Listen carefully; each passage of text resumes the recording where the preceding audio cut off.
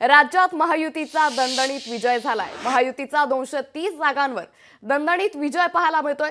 राज्यात महाविकास आघाडीला मात्र मोठा धक्का बसलाय।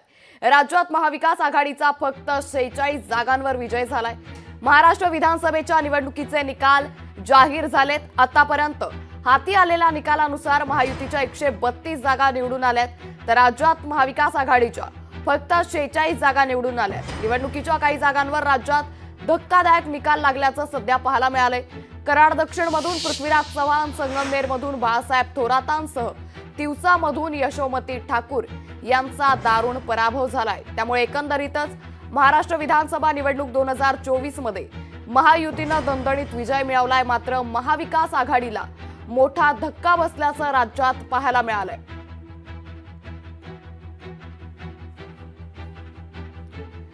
तर महायुतीला 231, महाविकास आघाडीला 45, तर इतर पक्ष 12 जागांवर विजयी झाले। त्यामुळे महायुतीनं महाराष्ट्राच्या विधानसभा निवडणुकीत दणदणीत आणि मताधिक्यानं बहुमतानं अगदी स्पष्ट बहुमतानं विजय मिळवल्याचं पाहायला मिळालंय। तर भाजप 133 जागा, शिवसेना 57 जागा, राष्ट्रवादी 41 जागा, काँग्रेस 15 जागा, शिवसेना उद्धव बाळासाहेब ठाकरे पक्ष 20 जागा, शरद पवारांची राष्ट्रवादी 10 जागा, तर इतर पक्षांनी 12 जागांवरती विजय मिळवलाय। त्यामुळे 133 जागा जिंकून भाजप हा महाराष्ट्रातील सर्वात मोठा पक्ष बनलाय। महायुती 231 जागांवर, महाविकास आघाडी 45 जागांवर, तर इतर पक्ष 12 जागांवर विजयी झालाय। त्यामुळे भाजप 133 जागा जिंकून हा महाराष्ट्रातील सर्वात मोठा पक्ष झाल्याचं पाहायला मिळालंय। काल महाराष्ट्र विधानसभा निवडणुकीचा निकाल जाहीर झाला आणि यातच राज्यात महायुतीनं दणदणीत विजय मिळवल्याचं पाहायला मिळालंय। त्याचबरोबर महाविकास आघाडीला मात्र मोठा धक्का बसलाय।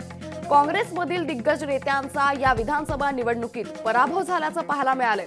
पृथ्वीराज चव्हाण, त्याचबरोबर बाळासाहेब थोरात, यशोमती ठाकूर या दिग्गज नेत्यांना पराभव सहन करावा लागलाय।